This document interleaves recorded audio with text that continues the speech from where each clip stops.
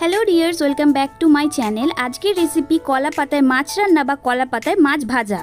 Basically এটা সমুদ্রের মাছ দিয়ে করলে বেশি টেস্টি হয়, কিন্তু আজ আমি কাতলা মাছ দিয়ে ট্রাই করব।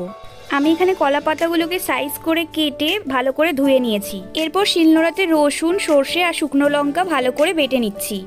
মাছটাকে ম্যারিনেট করার জন্য ব্যবহার করছি হলুদ গুঁড়ো, কাশ্মীরি লঙ্কার গুঁড়ো, লবণ, কাঁচা লঙ্কার পেস্ট আর মশলা বাটা আর সামান্য একটু সর্ষের তেল। মাছটাকে মেখে আধ ঘন্টা ম্যারিনেট করার জন্য রেখে দেবো। একটা চাটুর ওপর কলা পাতা সাজিয়ে তার মধ্যে তেল দিয়ে মাছগুলোকে সাজিয়ে দেবো। বেঁচে যাওয়া মশলার মধ্যে আলু দিয়ে মাখিয়ে সেটাকে পাতার মাঝখানে এইভাবে সাজিয়ে দিতে হবে। নিচের পিঠটা রান্না হয়ে গেছে, এরপর উল্টো দিকের পিঠটা রান্না করতে হবে। তো দেখো, তোমরা এই প্রসেসে আস্তে আস্তে মাছটাকে উল্টে দিতে পারবে। উল্টে দিয়েছি আর দেখো নিচের পিঠটা কি সুন্দরভাবে রান্না হয়ে গেছে। এরপর আরেক পিঠ ভেজে নেবো আর একটু সর্ষের তেল দিয়ে দেবো।